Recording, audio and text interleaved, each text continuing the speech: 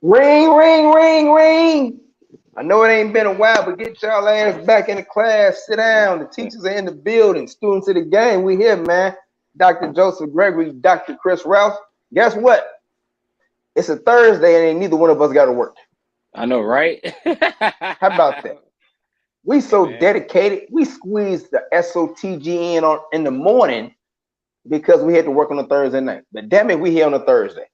Yeah, we What's up, Bino? We here on a Thursday night. Thursday night. We here. Been ready. I hear the streets been ready, man. Man, we in the street. We in the streets like manhole covers. You know that. You already know it. You already know it. You know it, bro. Man, in the streets like there's definitely some potholes out here right now. Oh man, you see the snow. The snow is in the street right now, bro. Man, it's definitely some snow out here. No, it's not lit. You're right. It's gonna be lit. It's cold. But I feel them though. It is lit. It is lit though. Hey, you know what the thing is here? You know, we did a Joe with Joe on Valentine's Day. Mm-hmm. Now we're doing a Sotg on Michael Jordan's birthday. Salute to Michael Jordan, the GOAT. Salute to Michael Jordan. He's the reason I'm wearing this hat. See the smoke coming out the hat? Mm-hmm. See the smoke? I see the smoke. Yeah. Man, Windy City. The Windy City? Yeah, man. Yeah. But yeah, I think y'all already know who I am. I think y'all know that I'm Dr. Joseph Gregory. For those who don't know, I'm on Twitter at JoeStuff710. You go check out our page, Students of the Game. Talk about students of the game, talk about World Class Hoops podcast, talk about art of science, talk about Joe with Joe. It's like a movement. It's a movement. Damn it. You excited. My brother. You excited. Because my brother Justin Adams will be acting full effect in about another month or so. With all this new art of the sciences coming up. So yes, I'm excited. Yeah. I'm excited. Are you excited? I'm excited, man. You know, I'm just tired, man. I finally got a day off. I forgot what it's like to be off. It's like to be off, man. Couple of news things that happened. Couple of news things. Yesterday, a jury in California found former LA Angels communications director Eric Kay guilty on 2 counts of distributing fentanyl to Tyler Skaggs, the pitcher who fatally died from that fentanyl drug overdose on July 1st, 2019. Kay is facing a minimum of 20. I think he's facing like 20 years right now. So, very unfortunate situation. Another unfortunate situation, and another athlete could be being charged in. We know about the beat down Alvin Kamara put on a man in a club on Pro Bowl weekend in Las Vegas. Now a second NFL player has been charged in that crime. Chiefs cornerback Chris Lamons has also been charged. Turned himself in. Went to court in Vegas. He has to appear again on March the 8th. Lamons pretty much played 14 games over the last couple of seasons with the Chiefs. He was really a special team player, so I don't know if he's going to be. I don't know how the Chiefs looking at that situation, but he might get a pink slip. You know, Alvin Kamara is one person, but you Chris Lamons, you can't be doing that. You just can't do it. Are you saying he's not good like Alvin Kamara to be doing that in the streets? No, you did. You did. I didn't say that. I asked if that's what you were saying. That's exactly what I was saying. I was saying you needed to still it admit it. I was definitely saying it. And like I said, man, our beloved UIC Flames right now. 2 minutes left in the first half of 42-37. How about that, Rouse? Right. What you mean? You say that like I don't want to see him win. I know you want to see him win. Who the leading scorer? Who is the leading right now? scorer? We got Jace Carter and Demario Franklin, each with 12 points right now. And your favorite player, Jalen Warren, starting again. He has 6 points and 4 assists right now. Okay, all right. He's hit a couple of threes. I like Jalen, man. He just have a lot of bad games, but he's starting to get it together, man. Like you see with the 4 assists, he's starting to become a better floor general, and that plays into his scoring. That helps his confidence. Yeah. You know, and that's all on the news side. Man, I guess from here on out, it's about for the next few minutes. I guess it's about this hat that's on my head. Chicago Bulls ended the first half of the season last night with their 5th consecutive victory. This one coming at home, coming at the expense of the Sacramento Kings. They win 125-118. DeMar DeRozan is in, man. DeMar DeRozan is in another. He ain't even here right now. Hey, bro, you can't even you can't even describe it. It's indescribable how good this dude has been this season. It's amazing. 38 more points last night. We'll let the cat out the bag that probably the whole world already knows. You break a Wilt Chamberlain record. 7 straight games of 35 points and at least 50% from the field. I mean, damn. I mean, you have to really just to put this in a little bit of perspective. I want to know how many cross references the person had to put in before they found that stat. Like, I don't know. Come on, man. I feel like that's a stat somebody had to dig for, man. Like, come on, dude. Well, when my assistant comes here to help me, I have her dig it up. I'll introduce her to Basketball Reference and have her look it up. No, what I'm saying is, like, I know how it is when you like prepping for games, and sometimes you gotta like cross reference a lot of stats to like find something interesting like that. And I'm like, man, I wonder like how many things you had to cross reference to get that, because they do that a lot of times. They do that a lot. First person with 35 points on 50% shooting in 7 straight games. I just think 7 is an odd number. That's all I'm saying. That's an odd number to pick. And Kobe was white hot. Get it how I did that? Kobe white hot. Man, the Kobe White birthday bash. Did you see him laying hooping on his birthday yesterday? I saw him.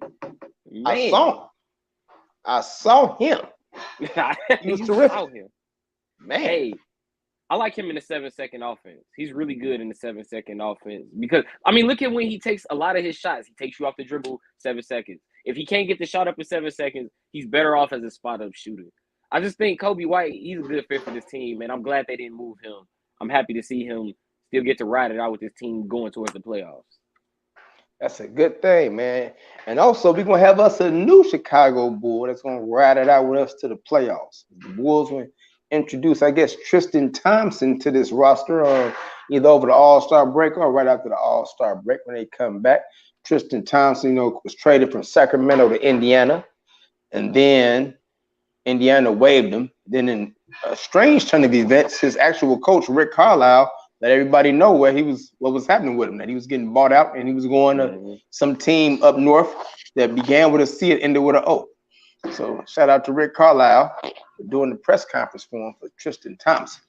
That was really odd. You don't see that often. He's like, well, yeah, no, you don't. We waived Tristan Thompson. He's going to Chicago. He's going to Chicago. He took all the fun out of it. Like maybe he helped facilitate it or something. But before we get to Tristan Thompson, I mean, can you put the Bulls record back up there for a hot second? I know you just had the Bulls record up. Is that 38-21? I know you want to drink your Pepsi. 38-21, first place in the East. That ain't bad. It's not bad at all. So we're in the midseason.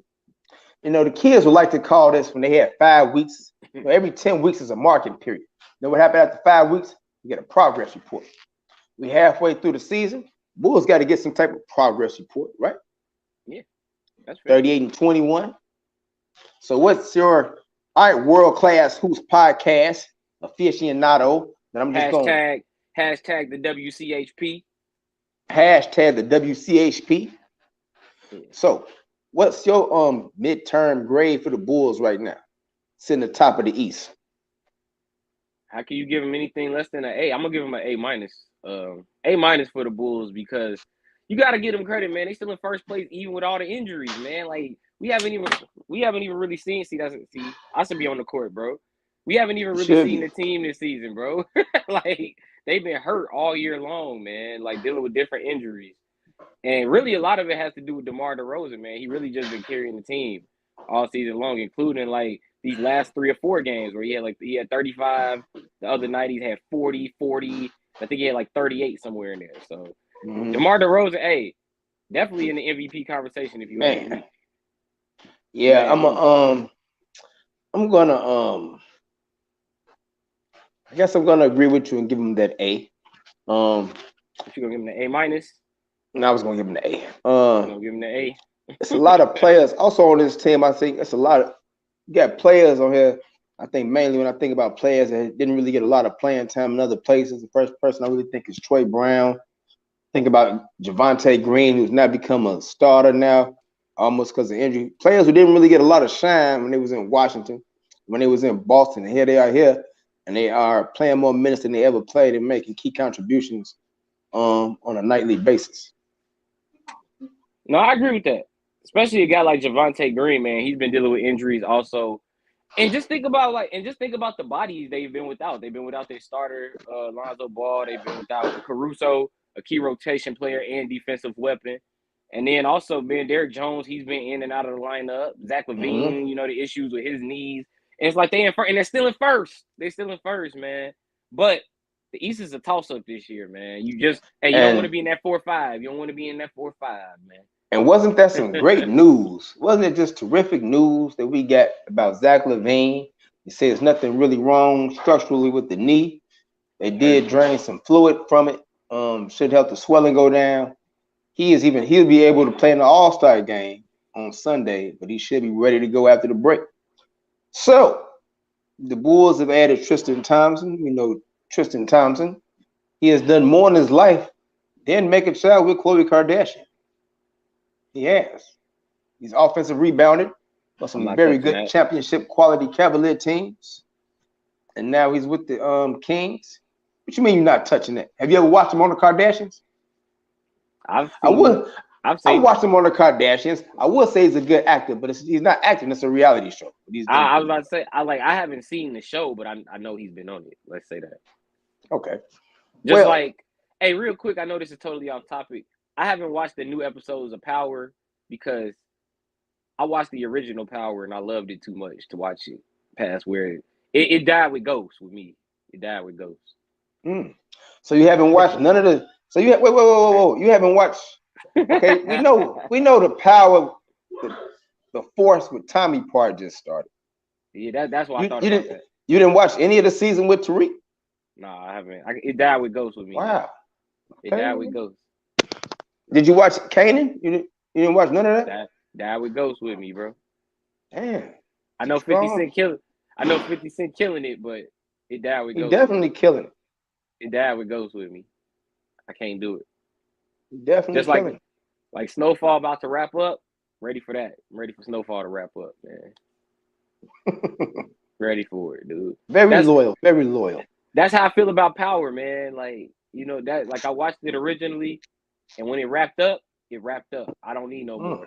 Snowfall, that's once it wrap up, I'm done. I'm out. I'm watching it. I'm gonna see it through, but I'm out.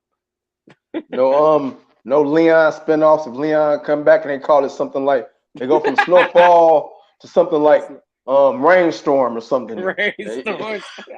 Hey, you're not gonna watch it. Snowflake. You're not gonna watch it. No, I'm not gonna do it, man. With Leon with that afro, he probably didn't get it braided. It'd be like mid '80s and he got it braided. Man, fools ain't wearing afros no more. Good. Yo, I can see him saying that too, actually. Nah, bro.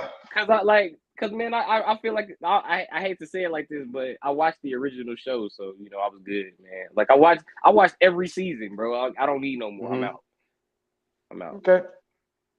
All right, let's get back to the Bulls. This is a sports show. Yeah, you supposed to get back to the Bulls. I mean, how you gonna tell me to get back to the Bulls? You want to sit up here and talk about Power and Snowfall? You got me wanting to stop the show right now and just gonna turn on TV and try to and binge watch Snowfall before I start back. Give me a all right. The Bulls now. We know about the injuries, right? We know about Caruso hurt.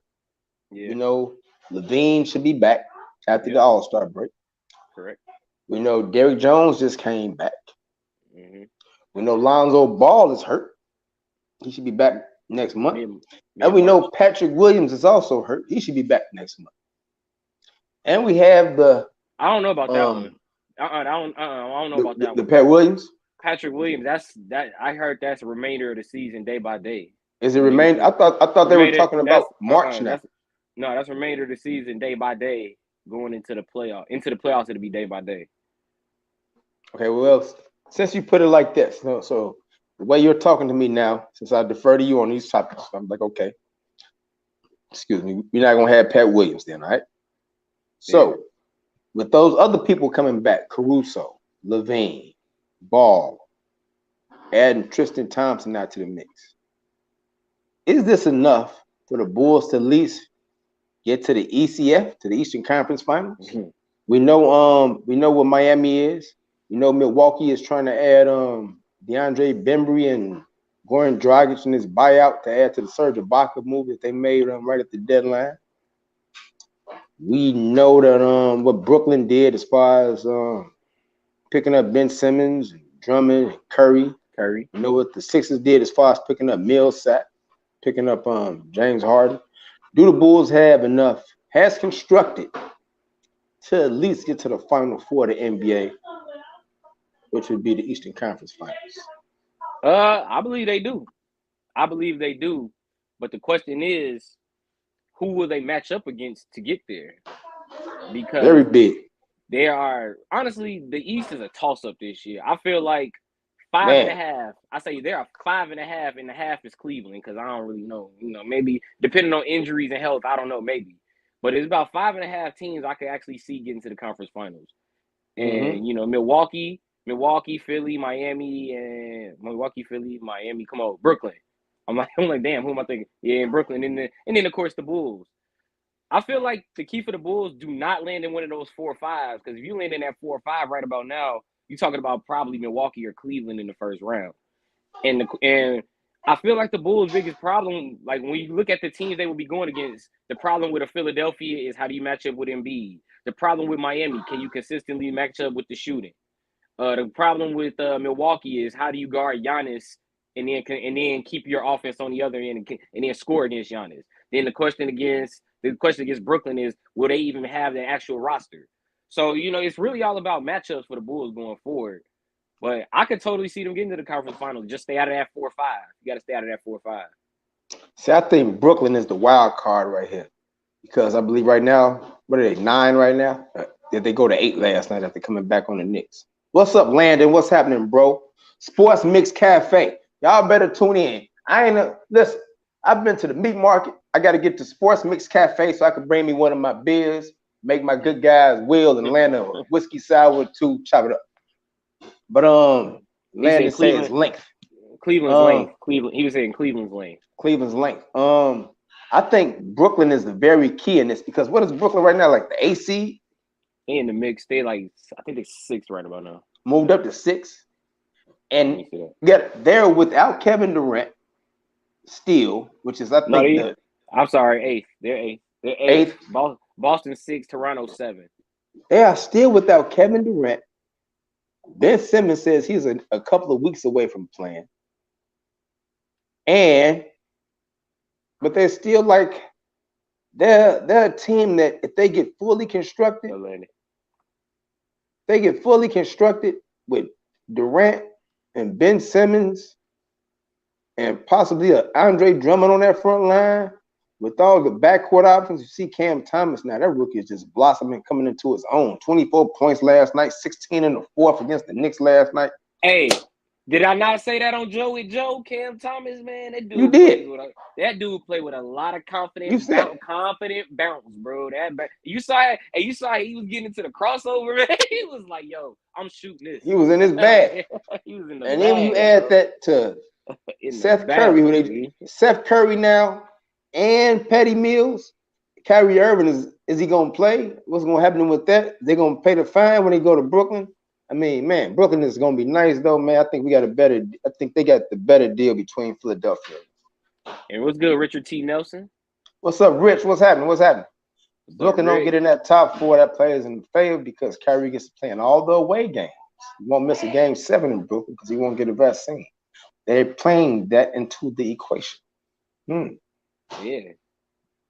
Yeah, that's the big question right there is how many games will Kyrie play along with Ben Simmons? I think if you got Brooklyn all together, I think Brooklyn is the top 3 team in the East. I think I can see them in the top 4. You almost would say they should be at least. They got to be damn near about a top 3 or 4 team if Kyrie isn't there. But if you got all the other parts, the problem is they don't have Durant. Yeah, that's what I'm saying. If you got Kevin Durant, you got Ben Simmons, you got Seth, you got Patty Mills, and the rest of the squad. You got everybody except for Kyrie. I mean, what is that? About top 3 or 4 still, right? Yeah, I think Brooklyn will be a top 3 if they get everybody healthy, and then of course Kyrie with the vaccines and all that. But Brooklyn, the thing is, Brooklyn could pay the fines, man. I think they talk about like paying fines or something for them. So I don't know. Yeah, it's like I think it was like $68,000 they would have to pay for them to play through the playoffs. That is a drop in the bucket to a billionaire. to them, but not to us, but to a billionaire. But still, 68 racks. Damn. You finna win the chip. You better win the chip. You paying all this money for Kevin Durant and for Kyrie Irving. You better pay that little 68 racks and get the chip if you get a chance to get it. 68 racks. We better not lose a game in the playoffs. Or you better win all the games that Kyrie playing. At least that. That's what I'm saying. We better not lose a single game in the playoffs. For 68 he still wouldn't be able to play if they. I don't know if Toronto is going to figure into this or get high enough, but he still wouldn't be able to play in Toronto. But who knows how that's going to go. That was odd last night that he wasn't able to play in New York. It's a crazy vaccine rule that people could come, entertainers could come in unvaccinated, but if you live here and you work here, you unvaccinated, you can't play. It's a strange rule. What's up, Ryder Reflex? What's happening? Hey, don't laugh at me though, but I feel like with Ben Simmons, they could get away with that because with Ben Simmons and Patty Mills and Kevin Durant, and then maybe Joe Harris if healthy, and then an Andre Drummond lineup, I could see that getting Brooklyn through some tough stretches in the playoffs. The only thing is Ben Simmons and them damn free throws, and that's like, have you really been working? He said he's been working on. Have you been working on them? He said he's been working on it. I don't know if you saw the press conference the other day. You see the press conference the other day? They asked Ben Simmons about the free throws. He said he's been working on it nonstop, and he might have been working. Yeah. Think about Brooklyn against like Toronto. If you can get Ben Simmons switched on Van Vliet, or think about like Ben Simmons against maybe like a Philadelphia. Now that he's on the other team, James Harden. You got him guarded by James Harden. So it's like, you got some favorable matchups with Ben Simmons if you can get him in the post. It's just if they foul him, that's the big problem. I mean, he's a guy that can guard. Look at all the players in the East. He's gonna be able to guard. You talking about Harden, talking about Jimmy Butler, talking about our guy DeRozan and Levine. You're gonna be able to guard bigs like Bam Adebayo. Probably gonna be able to guard Giannis at a time. Whoever has the best team chemistry, I think, gets it through. With all these injuries and now trades, a lot of these teams haven't really played with each other yet. Richard T. Nelson, that's a very, very good point. I agree with that. I really do agree with that. That's why you saw I was hesitant because I was gonna say Bulls, but I was like, nah, Lonzo, but Lonzo ain't really been out there, so I don't know. A couple of my friends asked me this morning who I had going to the Eastern Conference Finals, and I said really Milwaukee and somebody. And I just feel like Milwaukee, because of the continuity from last year, they don't really have to do too much. You add in a Serge Ibaka, mix in a Goran Dragic. I just think those players would be good enough to be able to find their role and get acclimated over these last couple of months. Ben Simmons' free throw shooting is going to get better just being in the gym with better free throw shooters. They're going to give him some pointers, and I do believe they're going to knock out Philadelphia if they meet him in the matchup. Hey, Landon, I love you. He said, no, don't skip that. He said, no, don't skip that. He said they're going to knock out Philadelphia if they meet in a matchup. I guarantee that. He guaranteed they're going to knock out Philadelphia. Okay, that's bold. You know that's bad news for them, right? Ooh. Doc Rivers.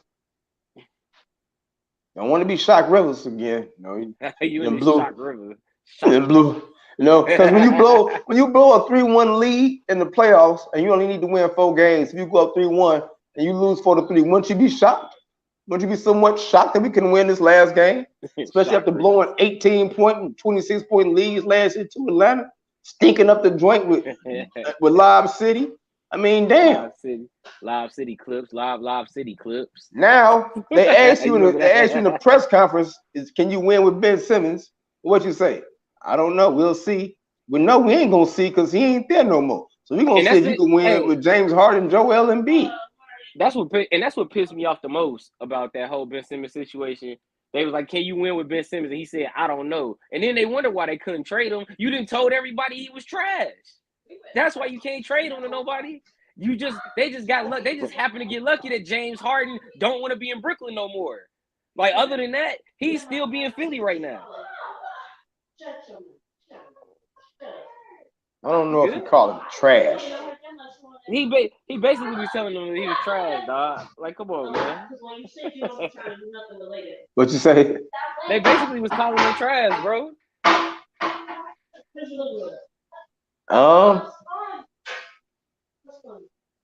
I'm saying they basically was calling him trash in Philadelphia when they were saying like, "Oh, I don't know if I can win with Ben Simmons," and then after that, the team kind of threw him under the bus, bro. Like they kind of threw him under the bus after they lost in that series to Atlanta. I think Doc showed, I would say, a lack of confidence. And you think other teams want to take that lack of confidence on? We don't know. See, that's the whole thing with Ben Simmons. That's why I say you didn't see the press conference. He was talking about his mental issues, how he was having mental issues long before the playoffs started, how he told Philadelphia he was having mental issues. And everybody in Philadelphia like, nah, we didn't hear about mental issues till the fall. So somebody lying. So who lying? But that's what I'm saying. I'm saying like before the whole offseason, before the whole trade saga started, they had that press conference where they were saying like, we don't know if we can win with Ben Simmons. Yeah, that was at the game 7. Yeah. And that's what I'm saying. And then they wonder why they couldn't trade him. It's because you basically just told everybody we don't know if we even good enough. So they'll know. You basically kind of just said he might not be as good as we think he is. Basically called him trash. So it's like, come on, dude. How did you think Ben Simmons was gonna interpret that?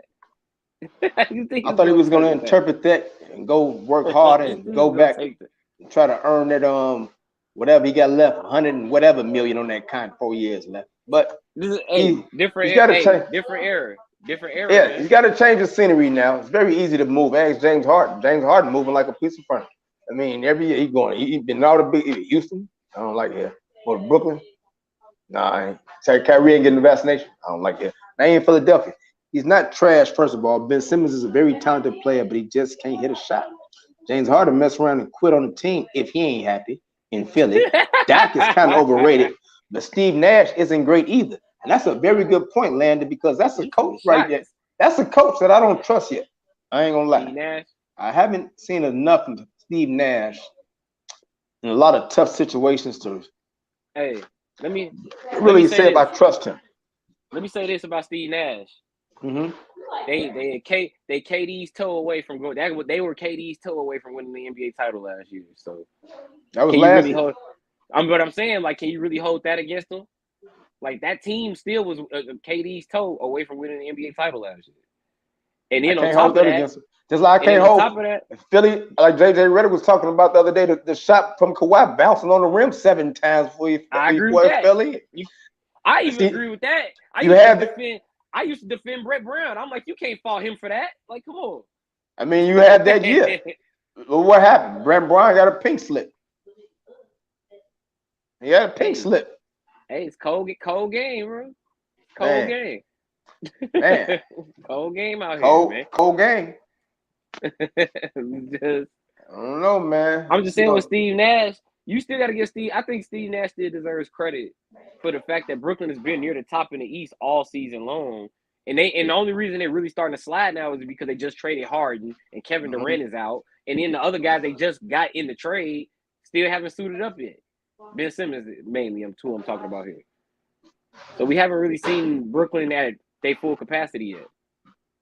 Let's get back to Philadelphia for a minute, because I know I wrote that down in a rundown about James Harden. We're going to start right now. I know we talk about LeBron James and him always controlling the narrative and picking with some of the players that he didn't play against.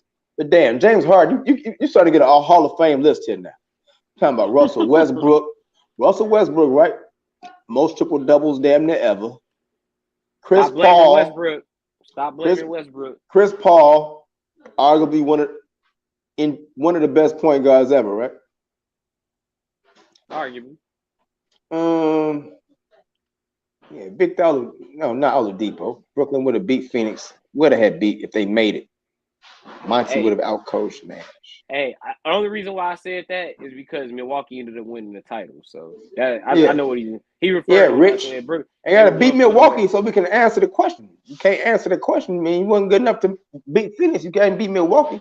I mean, damn, the matchups. You got to beat Milwaukee.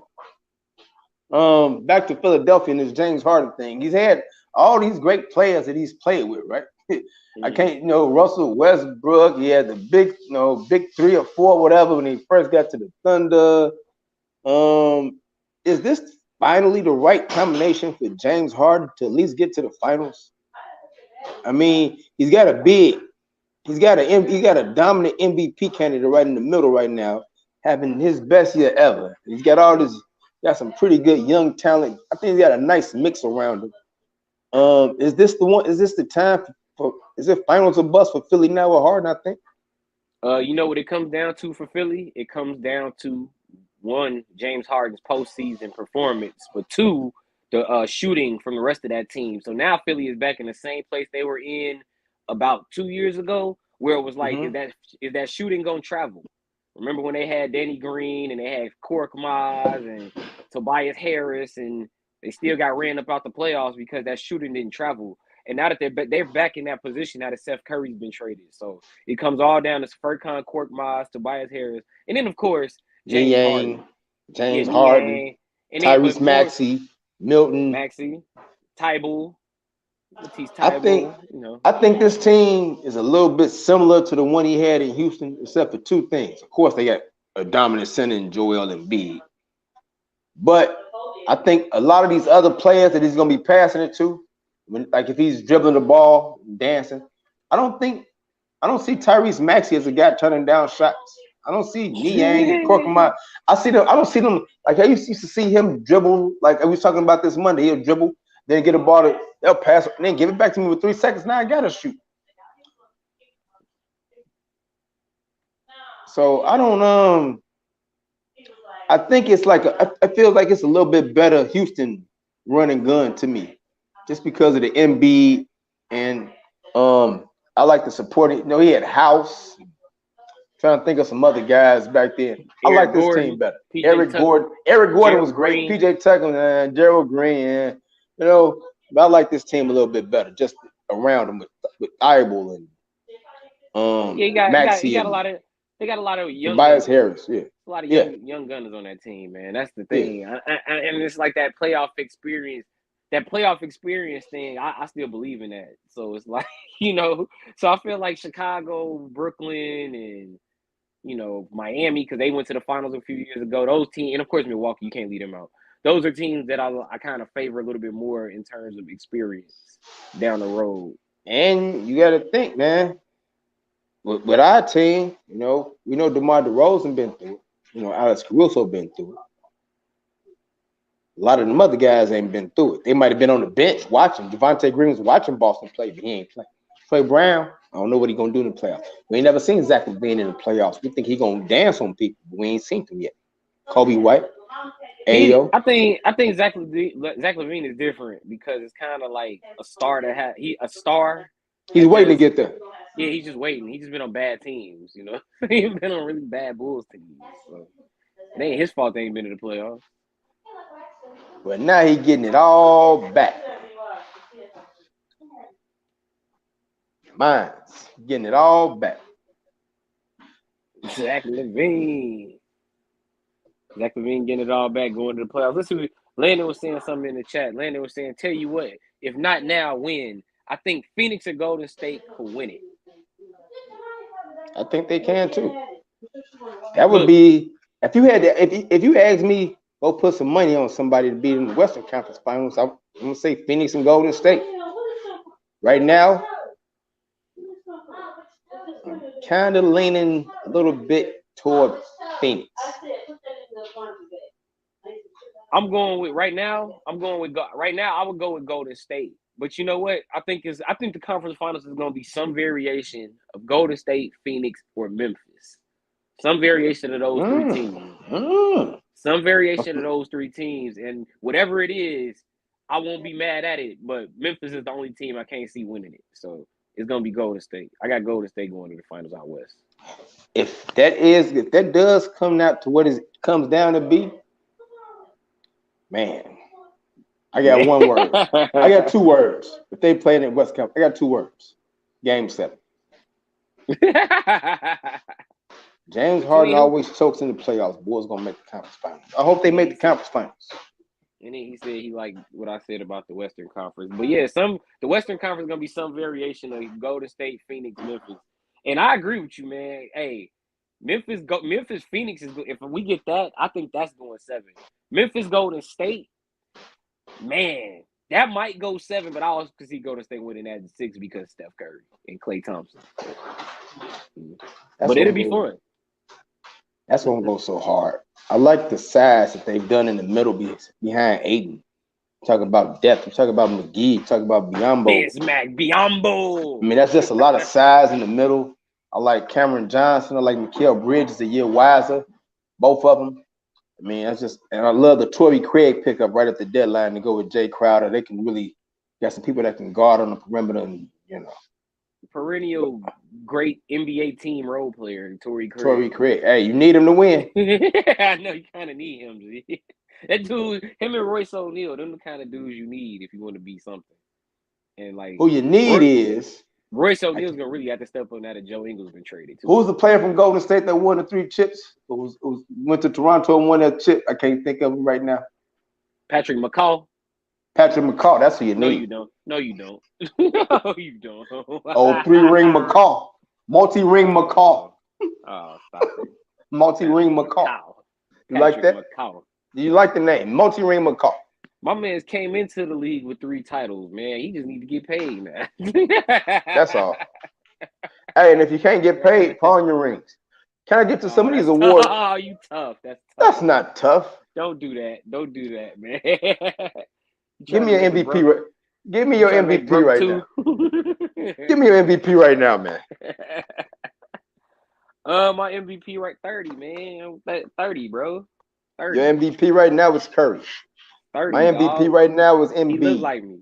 He looked like me. Steph Curry. He don't look like you. No, that ain't what this dude I used to work with at Best Buy said. If he looked like you, you would be with Aisha right now, not Desiree. And Dale would be in your living room watching TV, and not your father. I'm cool with my life as it is. I know you are. I know you. I'm just saying who you look like. Bro. Rookie of the year right now. My rookie of the year. And I'm gonna be real. I had to think long and hard about this one, but I'm gonna go with Evan Mobley. I'm gonna go with Evan Mobley of Cleveland. I think he's been the most consistent all season. Let me stay in the chat. Oh, shut up, man. Dude, Richard T. Nelson said I look like John Starks. I mean, you do look more like John Starks. My uncle used to tell me that, so I'm used to that. And then one time when I was hooping in college, some dude, he walked up to me. He was like, "Hey, man, you ever heard of John Starks?" Yeah, he's ever heard. I was like, "Yeah, man." Do you know I'm gonna be doing World Class Hoops podcast in 10 years? Of course, I heard of John Starks. Hey, like people used to say I look like Mike Bibby, so I think that's the best one. Mike Bibby is the best comparison. Back when I was younger. If you look like Mike Bibby now, you like Mike Bibby right now, you'd be running all the Roseland if you look like Mike Bibby now.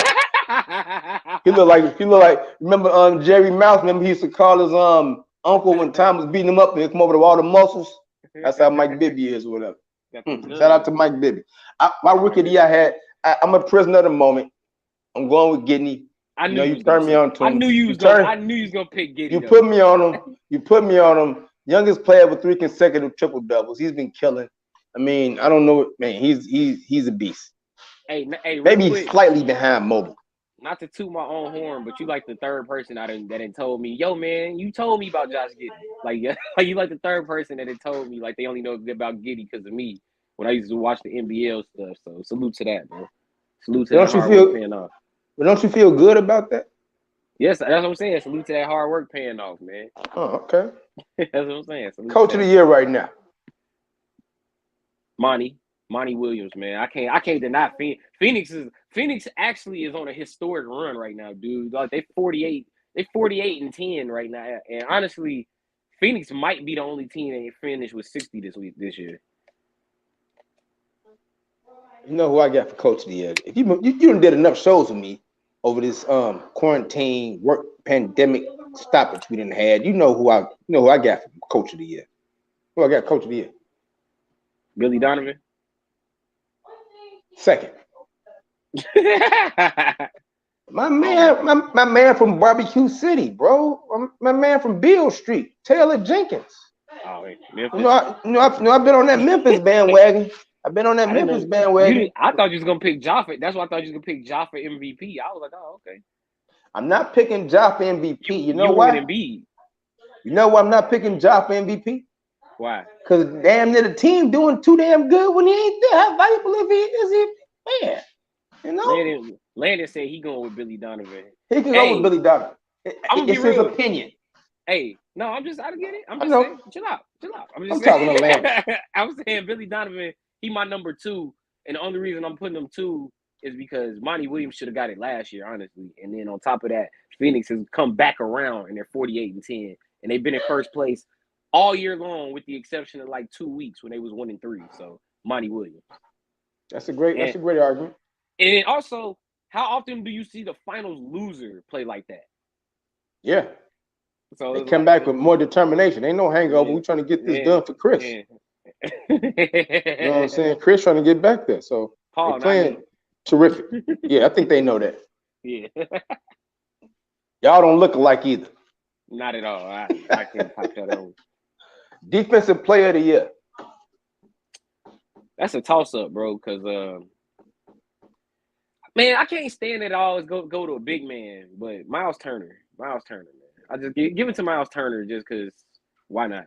Because don't give it to Rudy. Don't give it to Rudy again, man. Go Miles Turner. I got a few players written down. I got like 6 players down here. DeJounte Murray's one of them. Yeah, he one of them. So what, Chris? I was just guessing. Damn. Why are you trying to look at my? Yeah, I like DeJounte Murray, but I'm not voting for him for this. You know what I'm gonna go with? Right. I know you don't like big men. I want to say Thibault, but I couldn't. I could say his name, but I'm not gonna give him no award right now. I'm going back to Memphis, man. Jaren Jackson Jr., man. I wouldn't have guessed that. Yeah. Until I started breaking everything down and saw this man was like about 3rd in the league in blocks, and he's also getting a skill of game, playing some very good pick and roll defense. When they try to get him out there and have him on skates, he's using his length and his height, and he's boarding now. So we'll go with Jaren Jackson in a very close race that isn't close to being decided yet. Injuries are keeping out 2 people from the Bulls for me, Lonzo Ball and Alex Caruso. I thought Lonzo Ball was an early defensive player of the year candidate for like the first 2 weeks.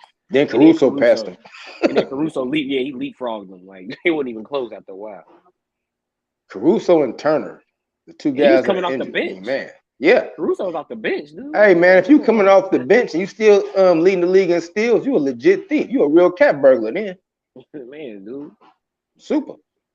Miles Turner, give it to please, man. Nothing personal against Rudy Gobert, but I don't want to see him get it for a 4th time. I'm tired of all these big men that get it. Because I feel like the big men get it because of the visual of the shot, of blocking shots. That's why. Look up until like Kawhi had won it. There was like a long stretch of like just big men winning Defensive Player of the Year every year. Well, we both picked the big man, so I know. Don't let us vote. I say all that to say Miles Turner. Disappoint. You'll be the source of your own disappointment. Hey, but like this year, all the best perimeter threats are hurt. So it's like they're all getting hurt. So it's like, what you going to say? Right. Can't give it to the hurt, man. Can't give it to the hurt guy. It's hard to give it to Miles Turner right now. He's hurting. The foot is broken. I don't know how I think Indiana's probably just gonna shut him down because come back and play for what? Man, because you just know it's gonna go to Rudy Gobert if it don't go to none of them other guys. You know it's going to Rudy Gobert. They traded every damn body. That's good, but you just know that damn award is going to Rudy Gobert for a 4th. You know it. Shout out to the Stifle Tower. Like I'm like that's why I'm like I'm trying to like make it fake interesting because it's like I just know he getting it because everybody else hurt. So it's like he getting it. I mean, it's hard for you to make it fake interesting when you're laughing about it. Man, you just know you about to get that tough. damn award, bro. Yeah, he's getting stifled talent. Damn, man. Oh, Nothing man. personal, just nothing personal. I just want to see somebody new. Pigskin football. Hold on, wait. That ain't all of them. 6 man and most improved. Oh, well, I wrote. Oh, okay. Well, let's get to it. I'm so sorry. Yeah, man. That ain't all of them. Most improved. Jordan Poole. That's a good one. I'm going Bridges. Wow. Hey, Miles. Wow. Hold time out. You jumped off the Ananobi train? No. I'm just going with Bridges as far as the I love him. I love OG Anunoby. I love him. But I'm going with Bridges though. Okay, that's fair. I'm just curious because I ain't gonna lie to you. For a split second, I almost said Ananobi, and I was gonna say thanks to you, but I stuck with my senses and I went back to Jordan Poole. What you mean your senses? You could have went with me. I went with Giddy. So you want me to go against myself to go with you? Yeah. But hey, Jordan Poole's too good though, man. It's kind of hard. Kind of hard to go against that. All right. What's the 6th man of the year? You got Tyler Hero. I could agree with that. Yeah, like Tyler Hero. Who else even is there? Because Hero just got traded, so that's about to not happen. Right. So that's about to take a dip because of the change in minutes. Jordan Clarkson has been great, but I don't think he's been good. I don't think he's been at the level he was at last year. Right. I don't think he. You know what though? I can see him winning it just because they'll be like, "Who won it last year? Oh yeah, let's go with him again." I hope they don't do that. That mean they ain't looking at the games like we is. Hey, but think about sometimes 6 man that does happen though. They'll be like, "Who won it last year? All right, let's go with him then. Let's go with him again." It does. That's how I feel sometimes. I'll be like, man, didn't they just pick him? Man. So those are all the awards. We got to give you a comedian for all this giggling. Hey man, I'm just saying the sports stuff is funny sometimes. I love to see that you're in a good mood, but it's a lot of snickering. Sorry, man. It's snow. Hey, it's snowing outside. It's a winter wonderland 2 months late. What you want me to do?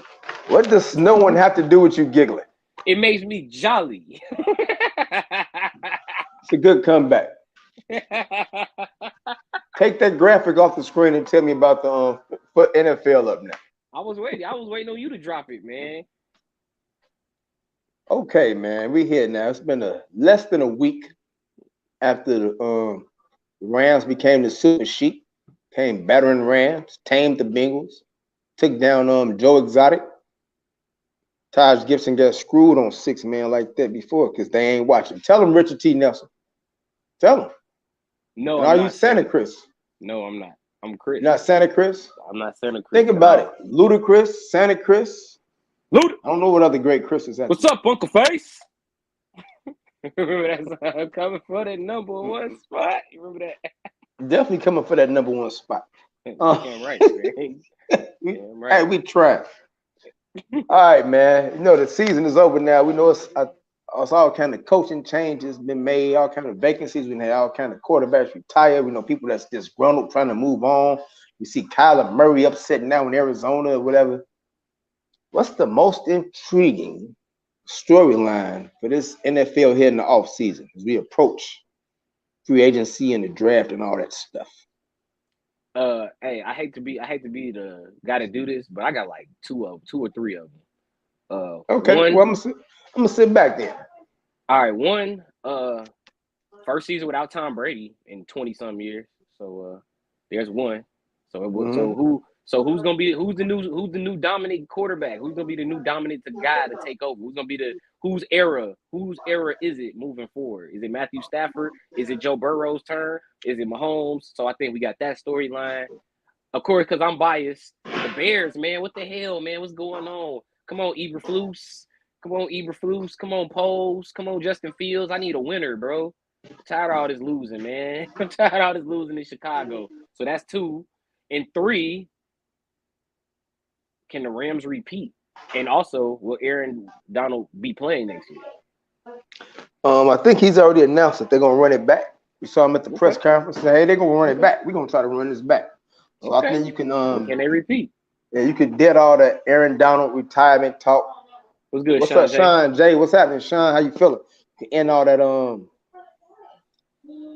Aaron Donald talk. Landon Wooders, Land Cruz, the barber in the chat. He says Joe Burrow. That's his most intriguing storyline.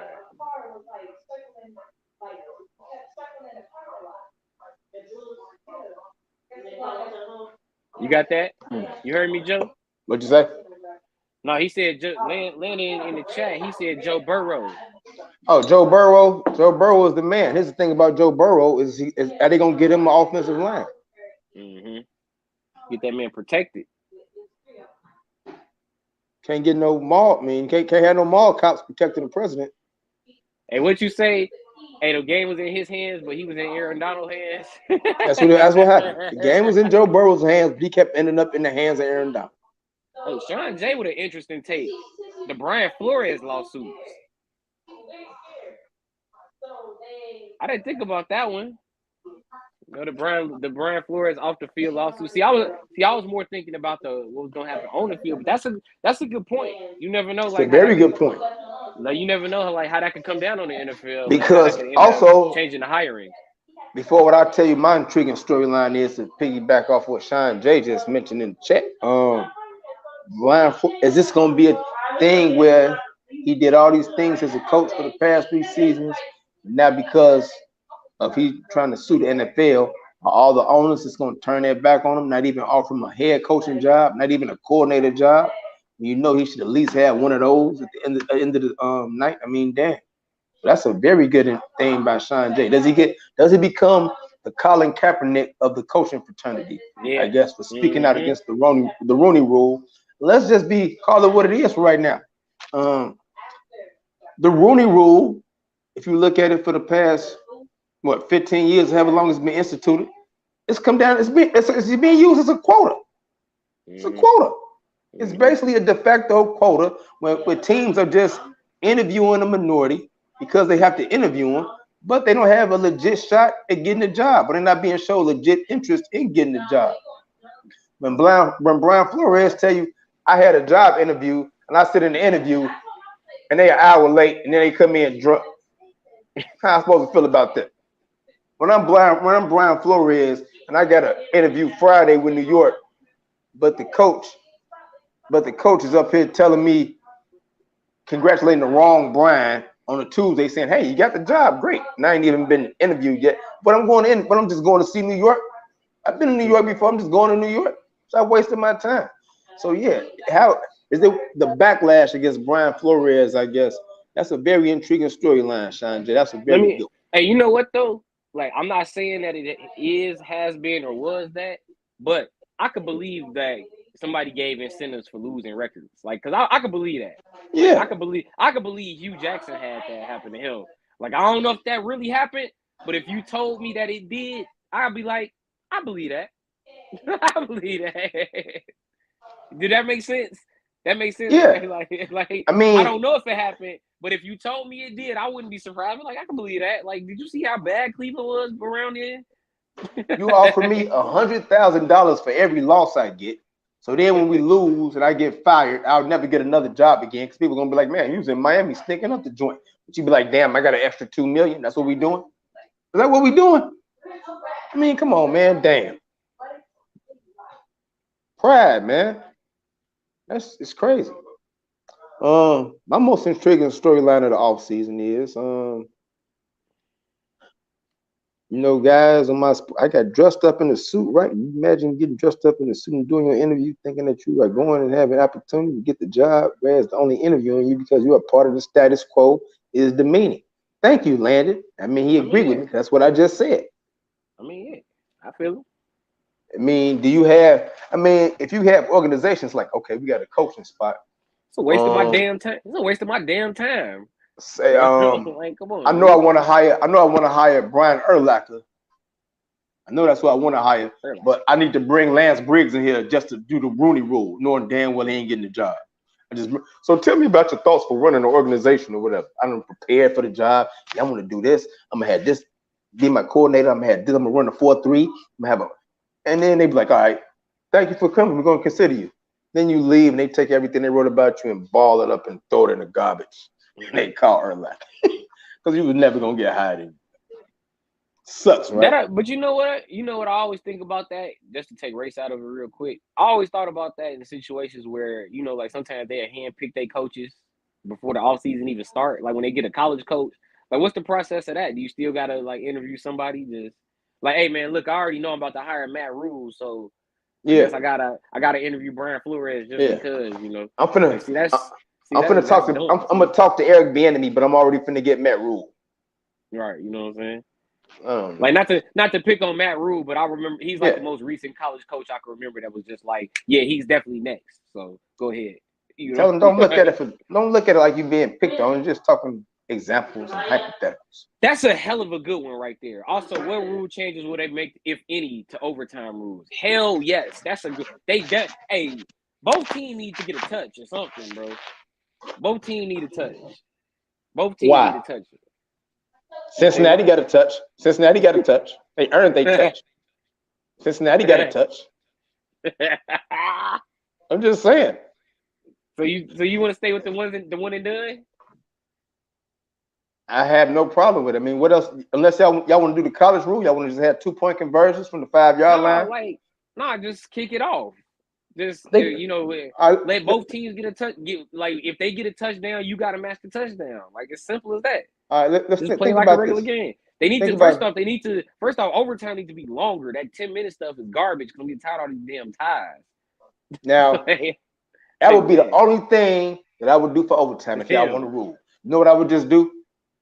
If y'all want to do that, I'm all for that. We just making it the overtime an extension of the game. And we lead off at, and then say I'm at the 30-yard line. Time ran out. I had first and 10, time ran out. All right, you at the 30-yard line. You at the 30-yard line, wherever you was at. And if this drive in, another team go back and score, and the game over with. If I get to the 30 and I give me a touchdown right there, they got to get a touchdown. We playing this on out. That's what I would do. Y'all want to do that? I'm with you, but nah, man. Start the game over. Like, start the game over, dude. Start the game over? Because in any other, all right, in basketball overtime, they do a jump ball. In hockey overtime, they do a face-off. Wait. Start the game over. Let me get my chair right. So why do we need to change the rules now? Because Buffalo didn't touch the ball. Cincinnati had the same circumstances that Buffalo had. So damn. So what is? It's the problem is that sometimes you're not getting to see a high-powered offense get a chance. Like it ain't their fault the defense garbage. It ain't their fault the damn defensive coordinator stopped going with he wanted to go to 4-down linemen. Don't do that. Yeah. You keep on laughing if you want to. Look. So it's his fault because he called tails or heads when he should have called heads and tails. Dude. Come on, bro. No, it ain't his fault. I mean, tell your defense to cover somebody. Tell your defense to cover somebody. I'm with starting the game off. I'm with starting the game, like do a kickoff, just both teams get a touch. Meaning if the team score first on a touchdown, the other team get a try. If they don't score, game over. I think you should get a chance to match the score. That's all I'm saying. 99.9% of America thought that Cincinnati was going to lose that game once they lost that coin toss. And what happened? They made some plays. Eli Apple dropped the pick. Then Bates tipped the pick to Bill. They made some plays. Think about the Rams and the 49ers last game of the season. Excuse me. Rams won. Who you agree with, Landon? Post who you agree with, and then I'll post that. Rams won the flip, right? What happened? Matthew Stafford threw a pick. Rams made a field goal. 49ers made a field goal. Game over with. Why do teams feel like they should neglect from playing defense once they get to overtime? I mean, damn, everybody getting a check. Talking about a high-powered offense, this high-powered offense, that. Play some damn defense. Brady and Mahomes didn't get a touch. Like, come on, man. Who fault is that? Hey, I'm just saying both offenses should get a touch because that's not necessarily fair because it's not the same unit. All right, man. We're just gonna put it. If you feel like that, I would just say, hey, man, let's go to the 5-yard line. Let's go to the 25-yard line. Let's go to the 20-yard line, and then just do the college thing, and just play all these extra downs. Then, if everybody got to get a touch ball, I think over time, cool. They already changed the fact that an opening field goal can't win it. Thank you. That gave the other team already a chance to get the ball. What I'm saying is, if they get a touchdown, the other offense should get a chance too. It's not their fault the defense gave the points up. They not on the field. I'm saying, even if they give up the touchdown, the other offense should get a shot to score a touchdown too. I'm saying the first time. You know what I'm saying? Like on the opening possession, if we score first, y'all should get a chance to score first too. Y'all should get a chance to match our touchdown. You saying when Kelsey got his touchdown in the corner, Josh Allen should have been warming up, getting ready to come back on the field with a chance to match that touchdown. Yeah, but everybody's right. You should get a chance to match the touchdown, not just they got a touchdown, game over. You swayed like Landon. You swayed Landon. Landon agreed with you. Everybody should get a touch. But he said but that's not the quarterback's fault. I feel you, Rick. But that's not the quarterback's fault. Thank you, Richard. I'm saying that ain't Pat Mahomes' fault. How's that Pat Mahomes' fault that the Chiefs defense? The same reason it ain't Josh Allen's fault. His fault. The same reason it ain't Josh Allen's fault. I mean, his fault. It ain't Pat Mahomes' fault that Sorensen be burnt toast every week. It ain't Josh Allen's fault that they had the linebacker on Kelsey. I mean, damn. See, he said he always felt that way. All right, let me okay. So you telling me if the Bengals game went to overtime and Eli turned in a roasted apple on that play, that Joe Burrow shouldn't have got a touch in his first Super Bowl, that he should have, that it's his fault that Eli Apple got cooked? The rules have been the rules for a long time, and the apple is going to get cooked. You. Eli applesauce, apple juice, diced apples, however you want to be. 53 people on the team. It is what it is. The defense got to play. Hey, no, I feel y'all. I'm just saying this. If we changing rules, well, hell, let's not half-ass change them. Let's change them and make everybody happy. We changed that weak-ass pass interference rule. Why not try this one? Which pass interference rule we changed? Remember, we changed that garbage-ass pass interference rule so you can review pass interference, and then they took that back. Oh, yeah, that was terrible. Why you can't experiment with this? I feel like this would be much better for overtime anyway, considering all the games we just had in the playoffs. And you wait to see all these long-ass games we have. You'd be like, 8 o'clock, they still playing? Yup, they scored again on the 2-point conversion. Damn, that's tough, bro. Yeah, that's what you want me to be. A game that started at 3:30. You want me to be like this, watching the game at 9 o'clock. Man, hey, for the playoffs, hell yeah. And Landon, that's your fault. You should have known about Eli Apple won't be able to steal no Cooper Kupp. You've been betting on Trey Hendrickson and trying to get to Stafford, so he won't have so much time. Speaking of Eli Apple, he said he hears all, but I think the problem is he needs to see better because he ain't seeing these receivers that be cooking his ass every week. Yeah, we're gonna get to Eli Apple in a bit. My most intriguing storyline is what will the longest tenured black coach do with the quarterback position? That's my most intriguing thing. What does Mike Tomlin do with the quarterback position? You say Ben Roethlisberger couldn't throw it anymore, right? He had a bad shoulder, right? So he threw a lot of screens, threw a lot of short stuff. He had a bad offensive line. Even though Najee Harris is a stud and he's a beast at running back, but they don't have a quarterback. Look at the division right now. Joe Burrow, we know what he is. We know the phenom that Lamar Jackson is coming on. Baker Mayfield, and we don't know what's really going on with Cleveland. Are we in the twilight years of Mike Tomlin? If he don't get the right quarterback, gotta have the right quarterback. They still got weapons. They got Deontay Johnson, got Claypool, Joe Washington. Just told you about Harris, your favorite tight end, Frymouth, who wears beard or book bags or whatever. I wouldn't even go talk about backpack. You was. All right, I was a little bit with Sorensen. When I talked about Sorensen, I thought about my daughter just taught me something to say in French, and I want to tell it to you, but I can't remember how to say it. So I'm not going to say it, but I'm going to practice it, and I'm going to tell you that Monday morning. Biggest concern, we have a superstar quarterback take a hit in 4 overtime games. It's a tired defensive lineman fall on him and knock him out of the game. Y'all want a 5-hour game. That's what they want, Rich. I don't Yes, you want a do. 5-hour game. I want All right, how both. long you I want? just feel 4 hours, you already, 4.5. if you already get an opportunity to match the field goal, why you can't get the opportunity to match the touchdown? Like, come on, just give me one shot to match it. Because we just tweaked the I'm rule. not saying Well, we just tweaked just the rule one where try. field goal couldn't beat you. Now you want another tweak. I'm just saying, I'm just saying for the other team's offense, get them just one shot to match the TD. That's I'm no getting different. sorry. That's I'm no tired different of than all the these. field goal situation. It seems like you just want to What's buy. hard about that? It seems like you want to buy a What's different sympathy about card for Josh Allen because he had a great game and his defense couldn't hold First on for off, I 13 thought seconds Buffalo deserved and they to couldn't lose. hold on again in the first possession. Hey, Now we got to have Buffalo deserved to sympathy lose. for Josh Allen. I thought Buffalo deserved to lose. I'm just saying that it's not always the other team's fault. It's not always the other team's offense's fault. Josh Allen ain't had nothing to do with that Buffalo defense getting cooked. Just like Joe Burrow wouldn't have had nothing to do if that game would have went to overtime and that Eli Apple TD was in OT. So I'm saying the other team's offense should get a chance to match the TD. They just get, just make it make it so both units have to touch the field. That's all I'm saying. I won't even say it's Joe Burrow's fault about the Super Bowl. I mean, that weak ass offensive line turnstiles with numbers up there, picking up they check with a ski mask. They're supposed to protect people, and that's what they didn't do. They had to be the most insecure quarterback ever. They're supposed to be security. Insecure, the HBO Max version.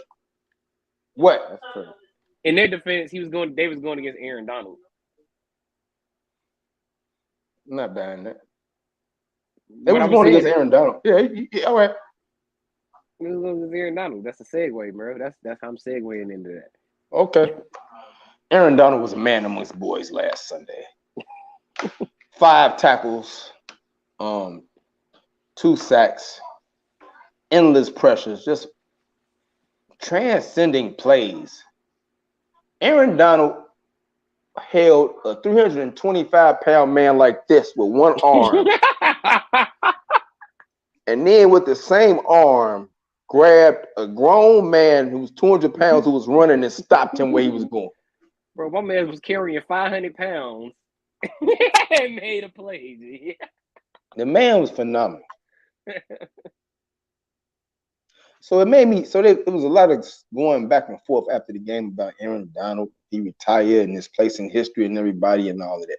So it had me to thinking like, so we've never done a list. We just talk about defensive people. Yeah, good. So since we're into the off season now, season is over. Top 10 defensive players you've ever seen. Okay. See, this is interesting, man, because I don't know if I can put them in any particular order. But because that's a lot. It's a lot, but I'm gonna go ahead and hit. That's a lot of people, man. But Charles Woodson is gonna be my first guy off. Charles Woodson. Charles Woodson. Woodson. Charles Woodson. Mm-hmm. Charlie Wood. Mm-hmm. Who you got? My 10th best player ever. I have Rod Woodson. A great cornerback, return man who later on turned into a safety in his later parts of his year. I'm going Rod Woodson. Rod Woodson. I thought you said Rod Woodson. I thought you said Rod Wizard. I was like, who? Who is Rod that? Woodson. No, Rod I was Woodson. like, who the hell is that? Rod Woodson. Okay. For the Ravens. I know you're talking about Ravens and Steelers. Yeah, Ravens Steelers. Yeah. Okay, so that's 2 Woodsons. Charles Woodson, Rod Woodson. Damn.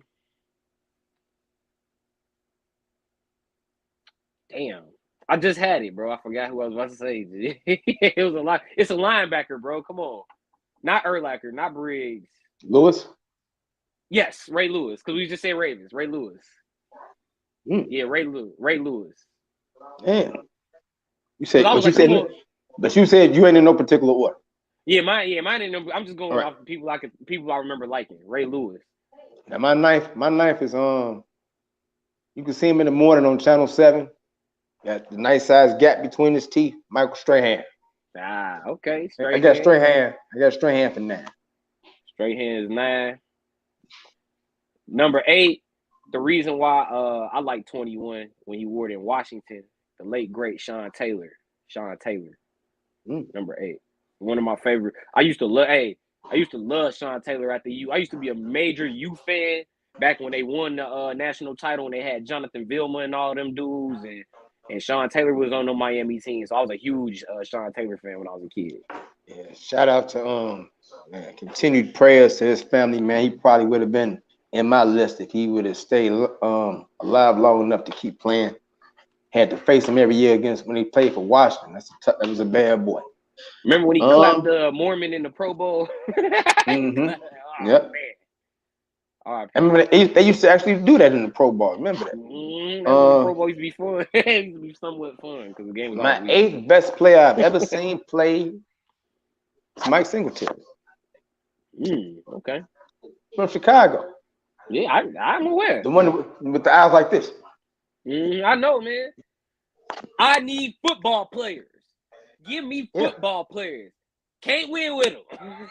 Can't win. Hey, I was just with somebody yesterday and got compared to Mike Singletary, so that's like very timely, actually. Oh, okay. Can't win with them. I need football players. What they talking about as far as playing football or making a speech? No, he just looked like him. Oh, okay. He just looked like him. Number 7, man. Your 7th best player, man. Hey, this is gonna be wild. It's gonna be wild. But John Randall, man, I ain't seen That's nobody not like wild. him. I ain't seen nobody like him when I was a kid. You know why? Because he had makeup like he was a black road warrior. Yeah, he used to scare me, bro, with the damn face paint, man. And then on top of that, he would be on my quarterback like 3 times a game too. So I used to be legit scared of John Randall, man. Man, you from the Wild Hunters. You weren't scared of no John Randall on no TV. Man, hell, not on Sunday. On Sundays, I was. When he took off his helmet and his makeup was way down here. All right there. My quarterback 3 times. Hell yeah, John Randall. My 7th best defensive player I've ever seen is Deion Sanders. Damn, 7? Yes. You know why you got to be 7? I ain't gonna lie to you. I was saving him. I was gonna say him later. You can still excuse him later, but I'm saying 7 because we know he's a terrific cornerback. So what do you do to avoid him? throw it over here. So it's kind of easy. It's great for a cornerback because he can neutralize like one half of the field or neutralize your top target or whoever you're trying to stick. But then again, it's ways to get around that with these new rub routes. So I can just throw it away from him. Hey, on the cornerback, I'm gonna throw it to the tight end. He made Larry Brown a millionaire, bro. You ever heard of Deion Warwick? You surprised by my cowboy knowledge? Don't be surprised. I know. You on this show with me, you better have some cowboy knowledge. And about the Deion Sanders and Larry Brown thing, that's what friends are for. The Raiders gave him the bag off that Super Bowl, though. He know what he did? Got it with a ski mask. Like, man, I'm not that good. I fumbled that bag, bro. Neil O'Donnell threw me a couple of passes. Y'all gonna give me all this money? I'm better paying that. I would have signed it too. Who you got for 6, man? Warren Sapp. Staying with people that used to be in my division and sacking my quarterback. Warren Sapp. You just want all that. You want to relive all your miserable memories. Hey, all right. Hey, I told you about the first Bears game I ever saw, right? When I was no. All right, 1997 when I was 6. Oh. It was week 4. It was week 4. I was 24. Yeah. That's bad, bro. Isn't it? We're doing a show together. That's cool. That's cool. That's different perspectives. I like it. It's beautiful. I like it. But week 4, 1997, Curtis Martin ran wild on the Bears. They lost 31-3. So I'm used to like seeing people run wild on the Bears. So some of my favorite players are people that used to beat the hell out the Bears. So just like I used to love Randy Moss. I don't like Brett Favre because I don't like Packers, but Randy Moss, Barry Sanders for a little bit when I was a kid, I kind of like some of them guys. I am so proud of you that you can remember that miserable memory when you were only 6 years old. Bro, Curtis Martin he had 2 touchdowns that game, bro. How am I gonna forget that? And I don't know. And me and my dad, we watch them games every week. And I'm sitting here watching this, I'm like, damn. At least I'm with my dad, man. I was gonna ask you something like, how many players Never had 2 touchdowns against the Bears in your lifetime, but don't answer that. I couldn't answer that. I'll be talking all night. Now you've already named 5 players. You named Ray Lewis, Charles Woodson, Sean Taylor, Randall Sapp.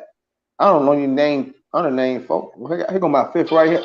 I'm making sure I had the count right. My right. sixth best player I ever seen. UIC is lost 88-79 at Youngstown State. My 6th best player I ever seen was Ronnie Lott.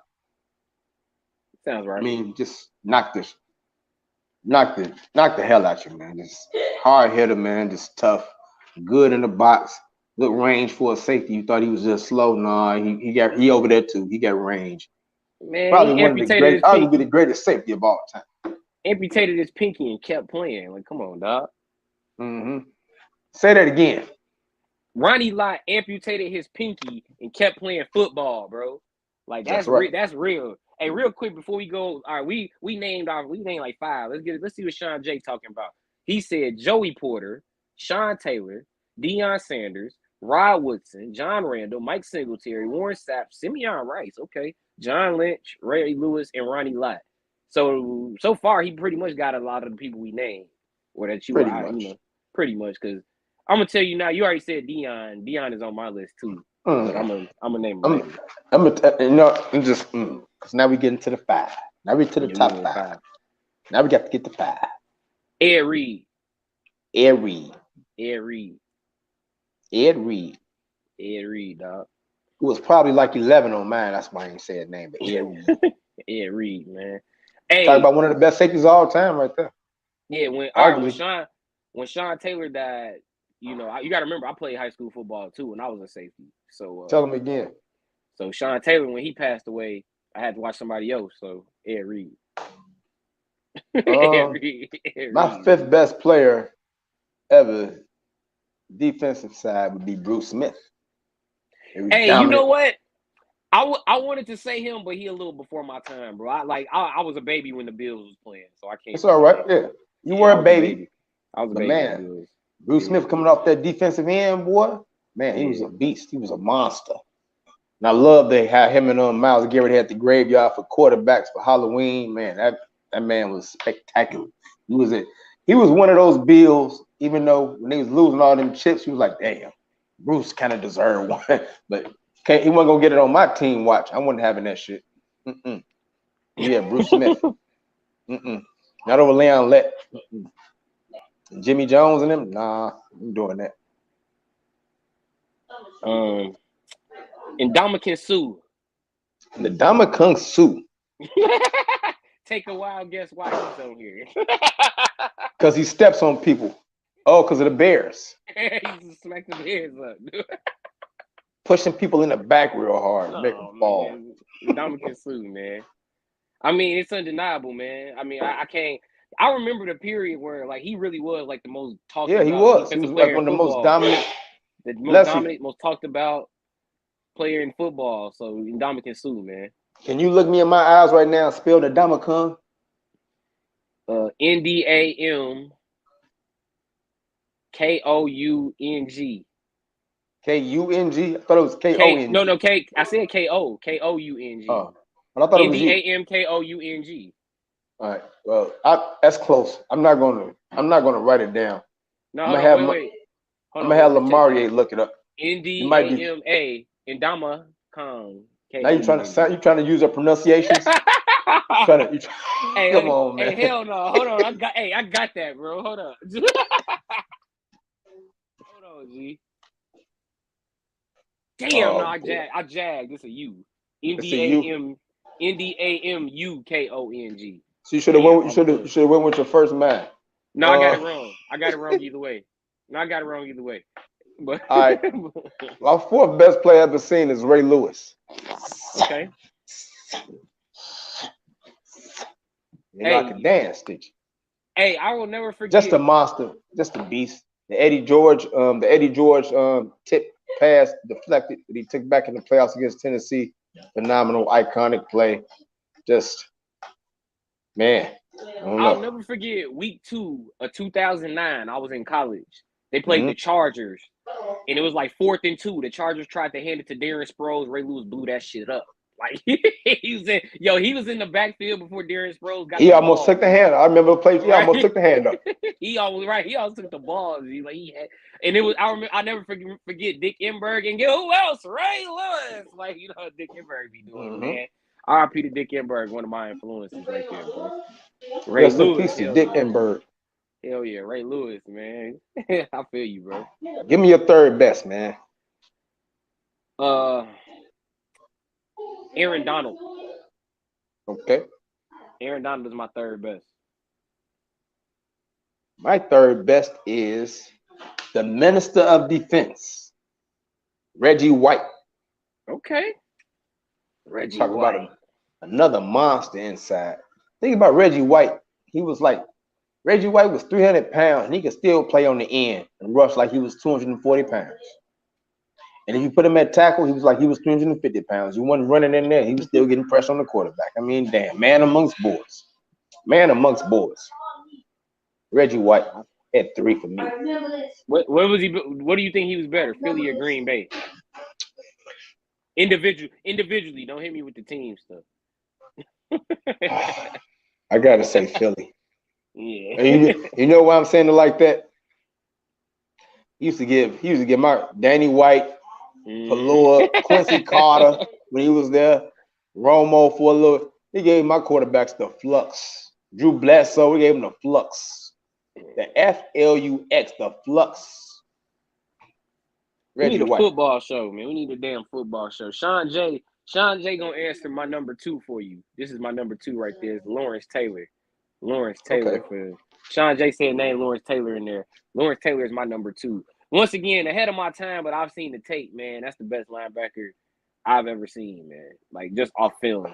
So go on YouTube and see if you could watch. I actually had the movie. I don't know. This is also might be before your time. Crunch Course. Yeah, that is. You ever heard of it? All right. Go on. It used to come with Sports Illustrated thing. I don't even know how I ended up getting the tape, but I had the tape.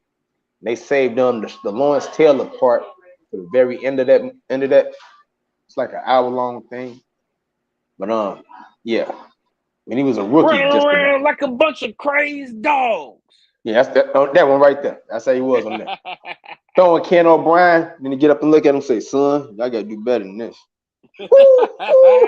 Had so much swag. Man, Lawrence Taylor. That's a very good one. And he was really good at any given Sunday, too, even though he was basically just being himself. But I love him. He was basically being himself. My number 2 is Aaron Donald. Okay. I saw Aaron Donald hold a 325-pound man with one hand in a championship game. He had a 320. He had it with one hand, and another 200-pound man tried to run past, and he stopped him in his tracks where he couldn't go nowhere. And only had to go about another foot for his first down and threw them both down. 8 years in the league, 8-time All-Pro. I mean, damn. Yeah. I still think Khalil Mack should have won Defensive Player of the Year one of them years, but I understand now. I understand now. That's what I understand now. When Aaron Donald gets pissed off, like when he pushed Burrow down hard as hell, and then the lineman for Cincinnati, they couldn't block him all game, but they're gonna try to block him on the sideline now after the whistle. Now they want to come do something with him. After that play, he just started punking them boys. Started punking, trying to get your hands off of me. I'm going to get Burrow. Aaron Donald too. Before we reveal our last one, Sean J, he's mentioning J.J. Watt. What do you think about J.J. Watt? He's up there. J.J. Watt is up there. J.J. Watt for me, he'd probably be right around 12 or 13 or somewhere. That's the whole thing. Here's the thing. That's why I say the top 10 defensive players that you've seen. Right. It's gonna be people that's older than me, it's gonna be people that's younger than me. You know, seeing different things. Right. You got different what's the word I'm looking for? Viewpoints, different perspectives. Yeah, that's a good one right there. I can't interpretations. I've never seen Deacon Jones. I can't speak on the right. Word is he named it sack, and I can't speak on that, bro. The head slap. You never heard of ever heard of Too Tall Jones? Never seen him play. Never seen him play. Jack Tatum, heard of him, never seen him. You know what I'm saying? Yeah. Right. You know what I'm saying? Jack Ham, Jack Lambert. Oh, I've seen it, but in VHS form. And before this is for everybody who in the chat. I don't know who's watching. It's a question I know they care about. Jay, Rick, Ra, a lot of people. All right, here's something that they care about that I don't care about. Who's the best Bears defensive player in history? Y'all can answer that before I get to my answer. Before I tell you who my number one is. The best Bears defensive player in history. I mean, if you going off who I've seen, I would say Charles Tillman. Okay. I'm sure there's some other people that would say Urlacher, but I would say Charles Tillman. Urlacher? You almost could have said, if you said Urlacher, damn, they could have said Mike Brown up in there. He wouldn't hurt so much, I guess. Nah, he was hurt too much. That's why I can't say him. Some other people might say Buckets. It's kind of hard to argue against that if you talk about all time. But Urlacher, Buckets, and Tillman, that's three people I would throw in there. All right, who's your number one, man? Deion Sanders, man. Prime time. Come on, bro. King Prime Ross time. 21. King Ross 21. Sanders. That was my jersey number, not because of prime time, but when I played DB, all my favorite players that played DB also wore 21 too. So I'm gonna roll with that. But did you ever have a pair of Deion Sanders shoes? No, I was too young. But I mean, like three of my favorite players when I was growing up was Deion Sanders, Sean Taylor, D'Angelo Hall, and when I played high school football, 21 was always my number, even when I hooped. But I wore it in football, and around that time they had it too. So, you know, it worked out. I mean, who would think that an ex high school gridiron star like yourself and a former junior league bowler would have a great podcast like this? I wasn't a great athlete. I was on the bench, but I played. But I could have. Hey, like Jamie Foxx. I said gridiron. I could have played. I could have played, man. I could have played. Yeah, I said gridiron. Stop taking away from yourself. My best player I've ever seen play is Lawrence Taylor. I figured Deion and Lawrence. That's not bad. Like you got my Lawrence number Taylor. Like, come on. And you know the bad part about Lawrence Taylor being my best player ever? He would know your team. He had to play the Cowboys twice a year. Twice, yep. A lot of some bad days. Some bad days. Damn. Making my tackle look like a turnstile. Wilbur Marshall. Get back here. Where's your tokens? Wilbur Marshall. Otis Wilson. Wilbur Marshall. Otis Wilson. Everybody. You just name anybody down there from the 85 Bears team. Richard Dent. Gary he would have got a vote. Quincy. Take him way back. Doug Plank. Dick Butkus. Dick Night Train Lane. Dave Dorson may rest in peace. Ray Nitschke from the Packers. See, I'm nice. Yeah. That's why you need to get. Hey, when we get out, go on YouTube and see if you can find Crunch Course. You're gonna be like, Joe, put me on something. Okay. But before you do that, I know what you was watching last night. You was watching the Kanye thing. Don't say it like that. All right. You was watching Genius, the Ye documentary. I know what you was watching last night. Don't say it like that. What were you watching last night? I was watching the Kanye documentary last night, though. You telling me what to say if I know I'm saying the right damn thing. You're getting too much. You're getting too your big-headed celebrity stuff. You're trying to tell me what to do now. I did watch it today, and you know what struck me? You know what really struck me when I was watching that documentary? Because I know how we feel at USC, even though we joke around on the headsets all the time during games, or whatever. When Cuddy, when he said the more that he was around filming Ye or filming Kanye as he was trying to get his deal, the more he filmed, the more he wanted to see him win. And I felt that. Yeah. That part, I think that and the relationship that he had with his mother. I mean, man. His mother part. That was his mother part. Man, his mother, that was the coolest part. His mother was a beast. His mother, she remembered that rap like a mug. And she had like total belief and confidence in her son. It was wild. And I could see it almost, their relationship, the way they had their relationship, her passing away, I see how that could probably affect him because that was man. That's what I was gonna come on here and say. Like just seeing him interact with his mom and seeing like how much she poured into him and the confidence she put into him, in that, like, it makes sense when you see him kind of have some of his blow ups on social media. Like when he's going through something, like based off of that, it appears that when he's going through something, he reached for his mom. You know, obviously she passed away a long time ago, so he's been trying to find himself. You know, trying to find other ways to like, you know, like lift his spirits. His mom lifted his spirits, put more confidence into him. Yeah, I mean, and that not only that part, because I don't know how much of it you watched. I just watched the first one. It's only one. It's only one out. They come out weekly. Next one be out next week. Yep. Okay, but that part, it was just like he was shopping for the deal. I mean, College Dropout, the thing that made College Dropout so great, because it was such a real album. It was so real, and you can see how he broke that down in the how they broke it down. And the guy Ali, who was trying to sign in the Rockets records. And he was telling him, how he was telling it, I'm Rockefeller and I'm Rockets. You know, I'm the hip hop backpacker, but I still like nice shit. I still want that ice. I still want the Pelly. I still wear mics or whatever. So that's what I took from him. So I could see, and you can see where he gets that I almost want to say you can see the reason for, I guess, some of his arrogance, I guess, if you want to say, for a better use of the term or whatever. Because he's had to work so hard, and he had to grind so hard, and people wasn't even listening to the album. You see him going in playing a College Dropout album for people, and he's playing All Falls Down, and the girls are just like, okay, yeah, oh, you got to move. Okay, they just listen like they ain't super really impressed, and now it turns out to be one of the biggest selling rap hits of all time. Hey, you know what part stood out to me that was funny was with Scarface, because like he had Scarface in the studio, and I was like, in the whole time I was sitting here like, bro, Scarface went on College Dropout. What the hell, bro? Like, what the hell happened? Finna do the whatchamacallit song. Finna do the he was gonna do but I can't picture him on.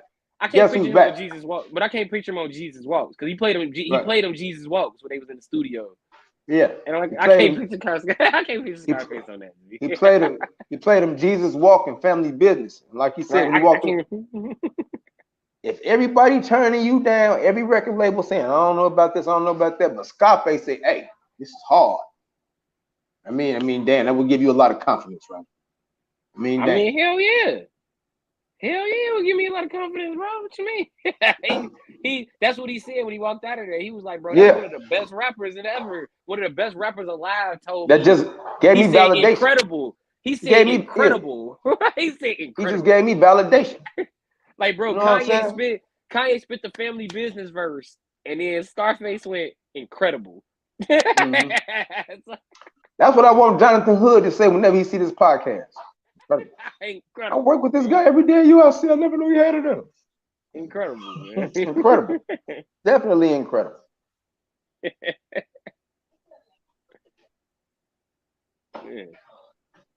You ready? It's really cool. No, hold on, man. One last thing, man. I really like the Kanye documentary because it basically was the video, the Through the Wire video, because you know that's all that whole episode was basically the Through the Wire video, and then the stuff with him in Doug Infinite that was a little dirty, but you know. Right. But I also liked what I liked about that part, how he went in Chicago style, confronted him about it, and then they went and hollered at it behind the truck or whatever they said. He was like, come on, let me holler at you.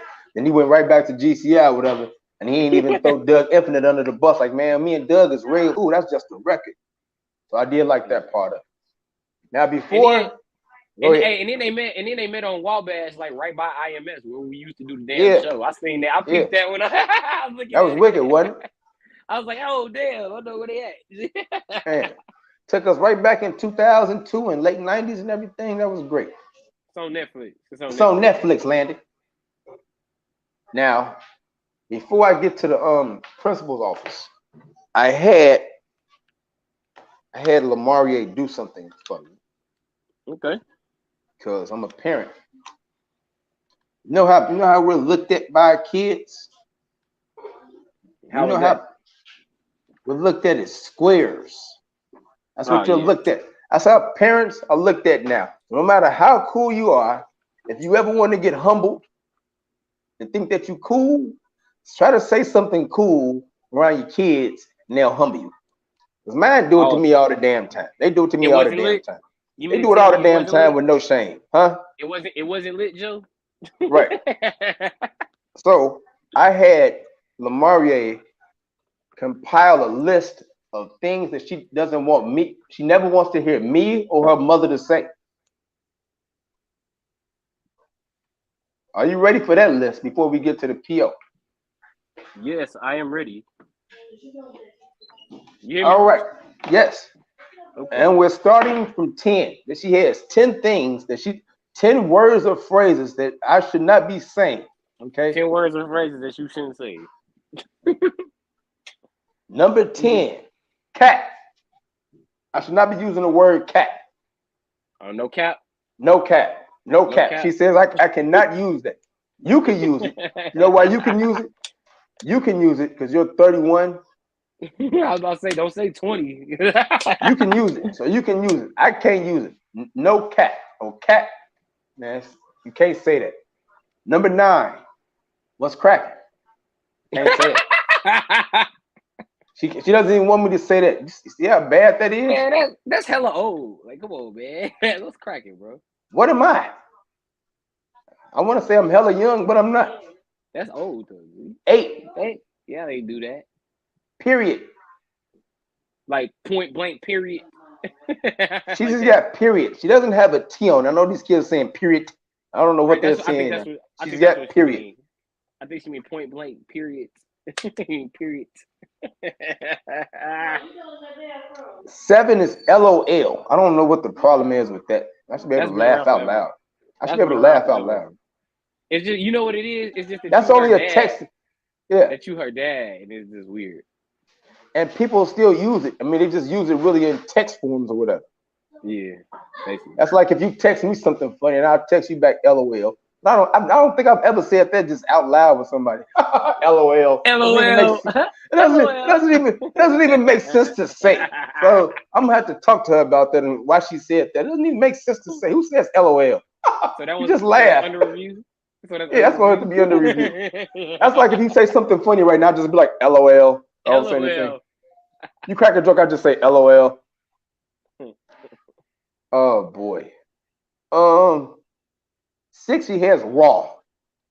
I guess like Big Daddy Kane, RAW. I shouldn't use the word raw. That's old.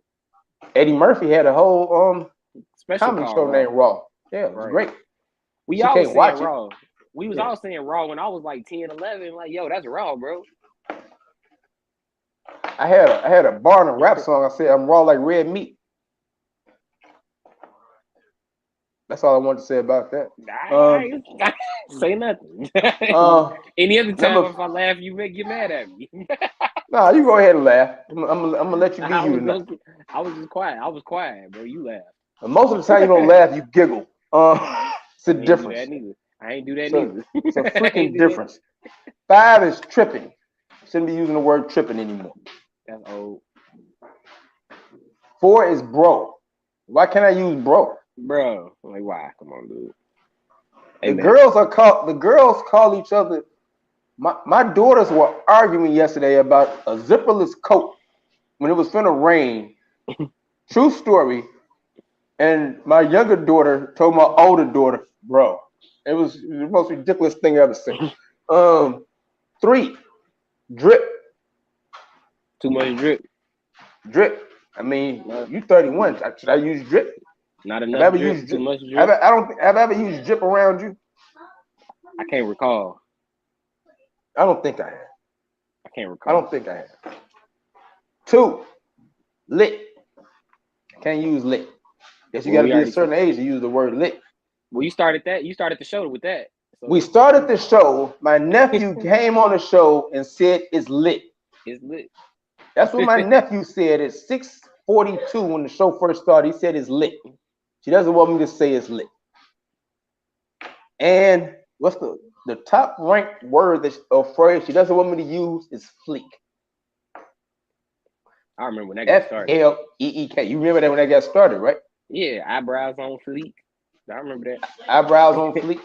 That was on Twitter. Old girl said that on Twitter. I remember that. Did any of That was your my ex PTR on Twitter. any of your exes or ex girlfriends? I don't want to get you in trouble with Desiree or whatever. When you were in Illinois or wherever you were at, anybody ever say, "Hey, Chris, ooh, that whatever you got, Tim's is fleek." I don't know what they ever told you that. No, ain't nobody ever told me that. But I just remember when the word was being used heavily. Okay, that's her top 10. It's really a top 9. We got to review the LOL one. Nobody says LOL. Who says it? Bad mother. Bad mother. Every great show should have their own theme music. We feel like we should have our own theme music. It's James Brown and the Blackbirds with the funky medley. And it's done in Oak Creek Park. Messed it up. Rock Creek Park. See what happened when you don't have a show for a long time? You mess up your oaks with your rocks. It's Rock Creek Park. Bad mother. No. Had to put the little guitar band up in there. Word of the week. Day off. Because it feels good to have a day off for the first time in a long time. Day off. My word of the week is going to be interpretation. You know why? Why is that? One, because I didn't really have a word ready, but I know we used this word already. You did it. So interpretation. Interpretation means the action of explaining the meaning of something. That's good. That's a good definition. Don't you feel smart now? Don't you feel like you'll be able to sleep tonight knowing what that means? I don't know if you would have slept before that. Hey, learn something new every day, man. Learn something new every day. Gold stars. Where my book at? Gold stars. To the LA Rams, the Super Bowl champions. That usually gets you one. MVP Cooper Kupp. Aaron Donald didn't get MVP, but he got the eye test MVP. So shout out to both of them. Gold star to the LA Rams on that Super Bowl victory against the Cincinnati Bengals. I got all these. I got 3 gold stars. Okay. Jusan Hamilton. You know why he got a gold star? Why is that? He is going to be. I know it's February. It's Black History Month. I'm unapologetically black. Just black. Jusan Hamilton will be the first black director ever of the Daytona 500 this weekend. Yep. 31 years old, doing big things. He was in charge of the Drive for Diversity program they had last year when they was having all the stuff going on with Bubba Wallace and all that. He's also been an event production guy for them, an event coordinator. So very good for him. He says NASCAR is his dream. I mean, people used to look at him like, man, wow, black kid from upstate New York love race cars so much. This is what I like. That's what he's been drawn to. Now he's living out his dream. He's going to be the first ever black director of the Daytona 500. So a gold star for Jusan Hamilton. Also a gold star for Everett Fitzhugh and JT Brown. Yeah. And they will be the first ever all black duo to call a NHL game. Salute to that. Everett Fitzhugh is actually filling in for the Seattle Kraken's regular commentator, a regular play-by-play guy. I can't think of what happened to him, but I had to look that up. But Everett Fitzhugh and JT Brown gonna make some history tonight, because a lot of black people don't watch hockey. But it's gonna be 2 black guys calling the game, man. So that's salute to them. And of course, my other gold star, DeMar DeRozan. Whenever you break a Wilt Chamberlain record, I mean, I don't know what he's doing in the bedroom. That's Wilt's all personal stuff. But when he got on the court, he can go 7 straight games, have over 35 points, and shooting over 50% from the field. Has a wing, not has a 7'1" person just dropping the ball over there. Has a wing. I mean, damn. I mean, it's just different. I agree. Now, before we get to detention, I know I sent you something right before we got. Now I'm a little bit in between on this other. Now I know that's why I sent you the footage of the Matthew Stafford thing, Matthew Stafford at the parade yesterday? Oh, let me see. I don't have it. What? Okay, I'll tell you what happened. All right. What happened? They were on the parade stage, and a photographer by the name of Kelly Smiley, she fell off the stage. Damn. It was almost, if you look at the angle that they showed, it was almost like she fell in a hole while she's almost about this close to Stafford. And Matthew, as soon as she falls and you can't see him, when Matthew Stafford did this. And he walked away. And while he's walking his way, his wife comes up, Kelly, and she's like, oh, she helps the lady up. The lady's name is Kelly Smiley. And she ended up with a fractured spine in the fall. But now the Staffords, they're going to help the lady up there on the parade. But now the Staffords, which are Kelly and Matthew, they're going to pay all of her bills, pay all of her medical bills. They started a GoFundMe page for her, and they're already up to $42,000. But they're going to make sure all the bills are covered. So I want to say sort of a gold star because they're paying for the stuff. But if you look at how he kind of turned around, it's almost detention-like. But then again, if it was me, I don't know what I would have did because I just won a Super Bowl, right? And I don't know if you saw him yesterday. And I don't know if you saw the tweet that Tom Brady sent him yesterday. Because he saw him stammering through the press conference, talking about how he was so great. He loves all these guys and everything. And Tom Brady was like, hey, bro, from experience, get a water. Just get you a water. Get your water break up in there. He was definitely drunk. He had this whole bottle of tequila up there with him. I mean, they was having a great time. So it's kind of in between. I don't know what I would have did. If I'm drunk and I'm having a good time and and then you just fall. But I agree with somebody on Twitter, like it ain't his responsibility to make sure the photographers know where to stage at and know where to step at. So I don't know.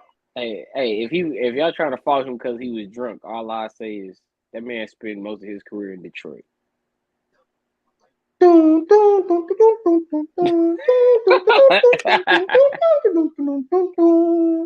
Detention for me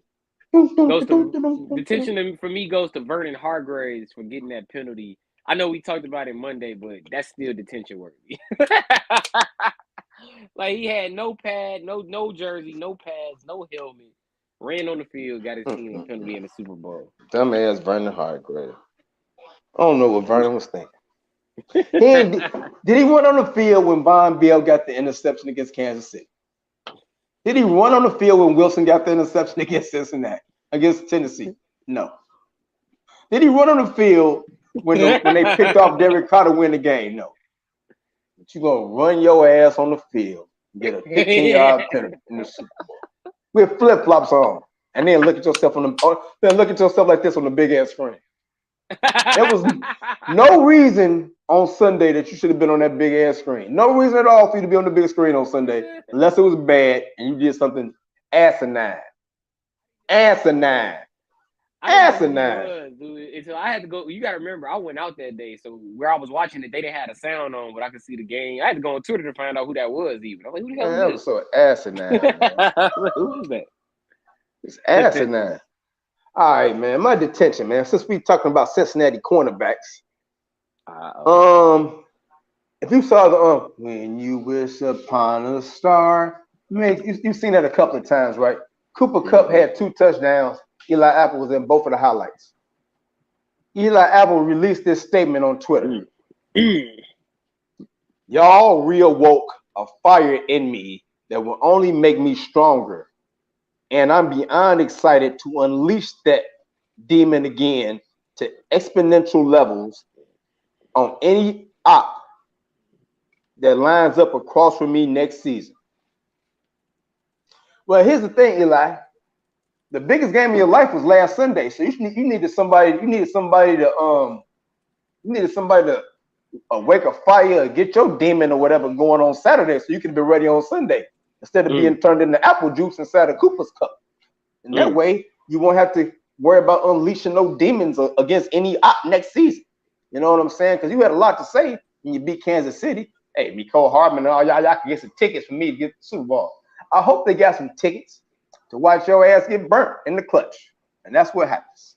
And you saw what Mecole Hardman said on Twitter. He sent them a message. He sent them that tweet talking about some, man, too bad you can't get to one of these, bro. And he was holding up his championship ring. but I mean, they said, but we talked about that Monday. Yeah, I know how you felt about that. Yeah, they sent him home.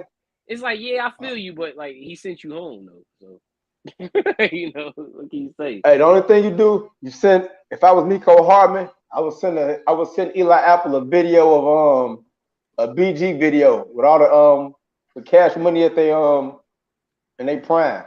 Bling bling. Bling. Every time I come around the corner, bling bling. That's what I would have sent. My other detention. Man.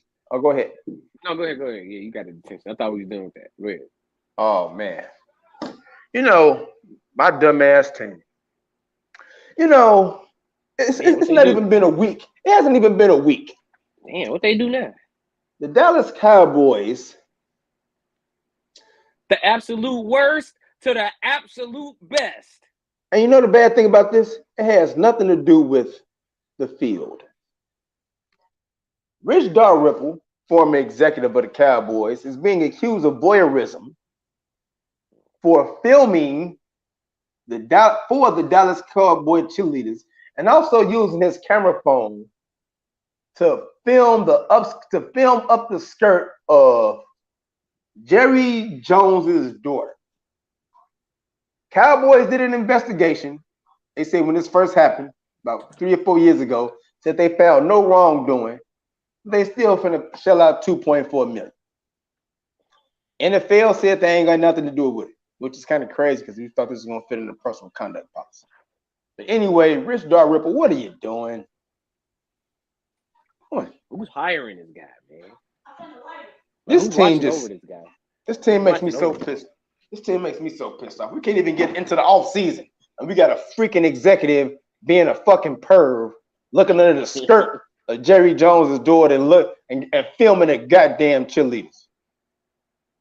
I'm so sick. Boy. Man, we really bad. I'm sick of it. I'm sick of this shit. It had nothing to do with football, Rich. Why are you? I mean, you calling in the office so you can be like this? Yeah. You got your phone down there. Oh, man. I don't know, man. He in detention, though. He in detention. I want to put the whole Cowboys in detention because y'all paying out $2.4 million, but y'all say y'all ain't found nothing in the investigation. What you paying $2.5 million for? Because you found something. You don't want nobody to say something. It's ridiculous. I'm done. Before I break something, I'm done. On the more pleasant matters, I forgot to get it. Well, I didn't forget. I just went to say this for last. Gold starter, the great Michael Jordan, man. Happy birthday. Happy birthday, Michael Jordan. He's 59 years old now. 59 years old. Man. The great 2-3 turns 5'9". So maybe worse than 5'9" could make a video with Michael Jordan in it. I don't know. I think Byron Russell should take him out. Last iconic moment, the push and the. I think you should take him out. Byron Russell or Craig Elo? Who do you think is more iconic for getting scored on?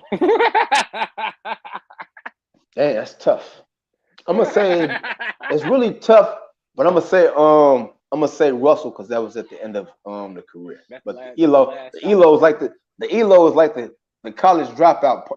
Elo is like the part 1 of the Yeezy series, right? What? And then Russell would be like 3. What would the Celtics game be then? That would be somewhere around the Elo part. That was all around like the same time in a way. Nah, I feel you. Okay. I like that. That's solid. Happy birthday, Mike. Man. Happy birthday, Mike. I hate that it's snowing in Chicago. I hope you ain't here. Happy birthday. Shout out to my good guy Twin. It was my first time seeing him since September. When I told you what happened with the violence that was going on in my neighborhood, I did get a chance to kick it with my good guy and watch the Super Bowl with him. Hey. Continue recovery and prayers, my guy. It was very great seeing you for a few hours on Super Bowl Sunday. Shout out to my good guy Sotg, who always be hosting us for all these big boxing events and Super Bowl games. unbelievable spread as usual, unbelievable game, and man. With Justin at, man, Justin said he's gonna slide through, but guess not. He probably didn't know we were starting. Yeah. Yeah, man. Justin been out on. Justin got the art of the science coming back out, man. But that man being a father right now, so Justin Adams is our good friend, and he'll be back in March. Damn it, he being a father. Yeah, he being a father. World Class Hoops podcast back Monday, man. I'm finally gonna get that college basketball episode in. I'm gonna be idle this weekend, man. I'll be back with my NBA show next Friday. Bet him up. Yeah, straight like that. Straight like that. Yes, sir. Thank you for everybody that joined us in the chat. Richard T. Nelson, Landon, Ra. Good, Landon. Yeah, peace. You did the whole show, bro. Go ahead and eat your dinner, man. Go eat your dinner. Go eat, bro. Right. You gave us all we wanted. And if you ever want to stop watching us, just go eat your food and watch us later. It's gonna be on Facebook Live or YouTube, all the Apple or YouTube or all these platforms is on. You know what I'm saying? Hey, after the show, Joe, make sure you tell your daughter, no cap, the show was lit. Right. I'll tell her now. Chris told me to tell you, period. No cap, the show was lit, period. And she's looking at me like this. Tell him I said, s'il te plaît, tais-toi. S'il te plaît, tais-toi. Which means it's some French thing with shut up, but I got to get that all the way down pat. Thanks for everybody for joining us on this Thursday snowy night in Chicago. Hope that you were informed and entertained. You can catch us again Monday morning, Joe with Joe. All-Star weekend wrap-up. Talk about what happened in the celebrity game, skills challenge, all-star game, and all that stuff. And we'll probably have an interesting perspective on this Olympic thing, how Sha'Carri Richardson couldn't go, but the Russian girl was able to go, and now she didn't win the gold medal and everything, and she was crying. But we'll get into more of that on Monday. I thought I could break it down a little bit more exclusively, like I can do. But yeah, man, that's what's going down. For our good brother, Dr. Justin Adams. For my good brother, Dr. Chris Rouse. That's me. I am Dr. Joseph Gregory. Class is officially dismissed. Thank y'all for joining us, and thank y'all for tuning in and giving us some of y'all time and some of your ears for a couple of hours. Be back at you Monday morning. Everybody, peace, stay safe, stay blessed. We out.